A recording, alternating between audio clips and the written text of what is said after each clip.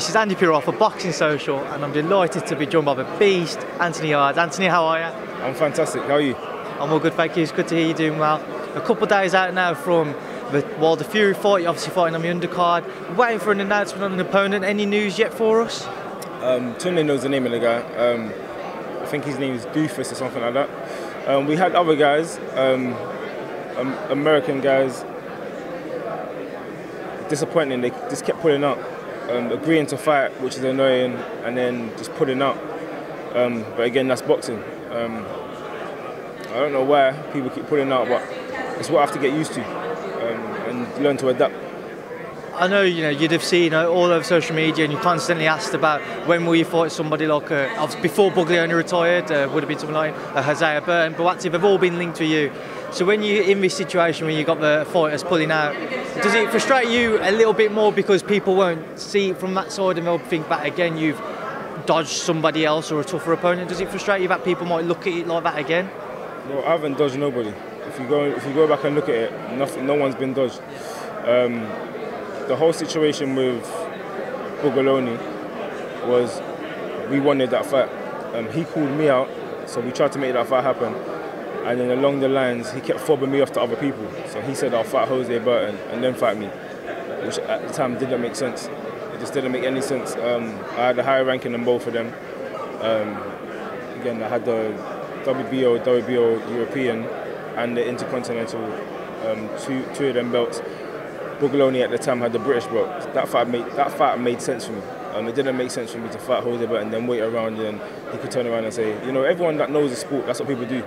And wait around and then he says I'll fight somebody else or he don't have the belt, which ended up happening as we saw. So again, it's just some people are just they hear something and then they start adding on their 2 pence. Oh yeah, that's true, but within true they don't know the ins and outs. Not only that as well, it's been a lot of people have pulled out fights with me, a lot of people. What do you know about your opponent for Saturday night venue? What has Tunde told about you? I know how frustrated can it be as well on short notice to try to prepare for someone? Well, literally, this guy, this is why you have to train and try to prepare for every style. This guy, Tunde just told me he's very, very awkward. He's got a crazy style. He switches back and forth from southpaw to orthodox. So we will just find out on the night. I'm one of the people that it's part of the journey. You have to learn to adjust, and I'm still looking to put on a show. And what are your plans then looking into next year? I know Frank's mentioned, by the end of next year he'd like to have you in a world title fight. Is that the aim now for you? Are you thinking end goal next year, world title fight with some board? Well, me right now, I'm fighting this Saturday, the 1st of December. That's the only thing I'm thinking about. Again, one task at a time. You don't try to do 10 things at once because then you don't get each one done properly. So that's my task right now, is December 1st, and then we'll go from there. Did the news of Frank Buglioni's retirement the other day, did it surprise you? Not really. You don't. I've always said this from the beginning. People are going to start understanding what I'm saying later on down the line. I focus on myself. Things like this is the reason why I say that. No one expected Buglioni to just randomly say, I'm retiring. People are talking about me fighting them. Same thing with Nathan Cleverly. These are British fighters who are well known, and they retired. Again, Andre Ward retired. That was the go-to. Oh yeah, that's the level you need to get to. If you fight Andre Ward, then you're on top. He retired, so you don't know what people are going to do. You don't know how other people's fights are going to go. So you need to focus on yourself and deal with your journey, one fight at a time. So that's what I'm doing. And to touch on the main event, what are your thoughts on it, Wilder Fury? Who are you leaning towards? What type of fight do you expect? I just it can be one or two. Wilder can land a shot, or Tyson Fury can just outbox him.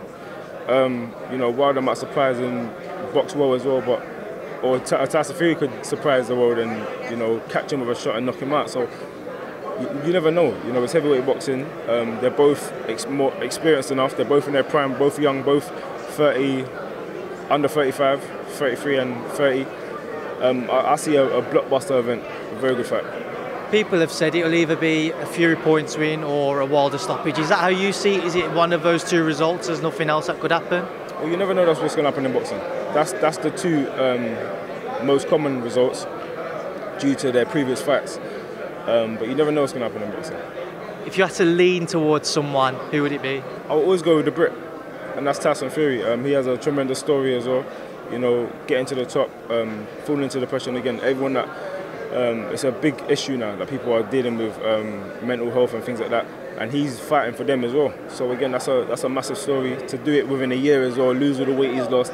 He's a big role model, because you know no one's perfect in life. You know, people have said, oh, you know, he was an embarrassment. He let himself down by doing this and doing that. They're not living in his shoes, and the main thing is he bounced back.